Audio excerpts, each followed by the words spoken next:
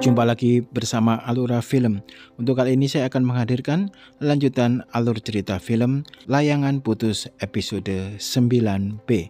Selamat menyaksikan. Di episode sebelumnya, Kinan merencanakan untuk membuntuti Lydia untuk memastikan apakah Lydia akan berjumpa dengan Aris atau tidak. Kinan menuju ke apartemen Lydia. Di parkiran ternyata Lydia bersama Aris. Di apartemen, Lydia menjelaskan kepada Aris bahwa dialah yang menyelamatkan nyawa Aris, bukan Kinan.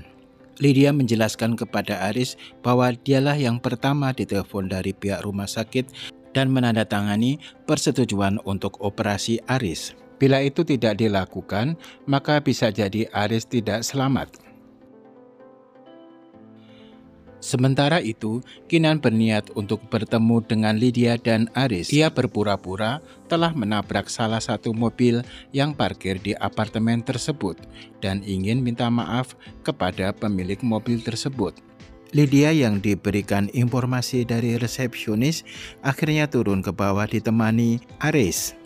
Mereka pun terkejut, ternyata yang ditemui adalah Kinan.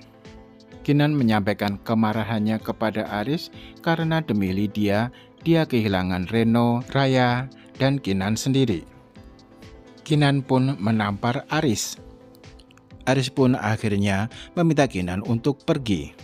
Kinan pun akhirnya pergi, namun sebelum pergi, Kinan mengembalikan cincin perkawinannya kepada Aris. Aris pun nampak kebingungan hingga akhirnya cincin kawin dari Kinan pun terjatuh. Di rumah Kinan, Lola menginformasikan bahwa Kinan memiliki dua opsi. Yang pertama adalah Kinan bercerai dengan Aris, dan yang kedua adalah Kinan merelakan dipoligami. Namun seketika, Dita tidak setuju untuk pilihan poligami. Dita tidak percaya kalau Aris akan bisa adil. Sementara itu, Lydia menyarankan kepada Aris agar mendekati Raya untuk menembus Kinan. Aris pun setuju dan segera menghubungi Kinan untuk meminta Raya menginap di tempat Aris. Keesokan harinya, Aris menjemput Raya. Raya pun nampak gembira setelah ayahnya datang. Namun dia tiba-tiba heran mengapa Lydia ada di sana. Di rumah Lydia, Aris berterus terang kepada Raya bahwa dia akan segera menikahi Tante Lydia. Raya pun menanyakan bagaimana nasib mamimnya apabila Aris menikahi Tante Lydia.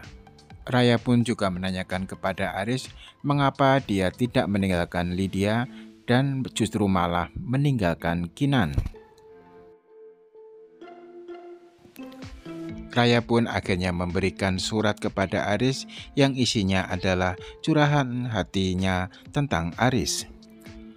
Dalam surat Raya tersebut, Raya mencurahkan hatinya bahwa ia sangat merindukan ayahnya. Namun, ia juga bertanya-tanya mengapa ayahnya menyakiti ibunya. Dan dia berharap bahwa mereka bisa kumpul bersama sambil menonton TV bersama. Raya pun juga menyampaikan kepada Aris bahwa dia akan selalu mencintai ayahnya, karena walau bagaimanapun juga Aris tetaplah ayahnya. Selesai membaca surat dari Raya, Aris pun tampak bersedih.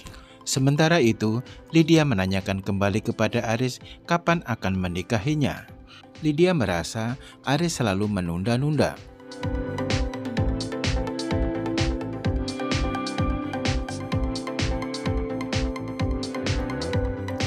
Keesokan harinya, Lydia menyiapkan sarapan untuk Raya. Raya pun menanyakan kepada Lydia apakah dia akan menikahi ayahnya.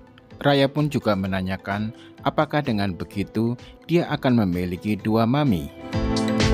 Bersambung deh.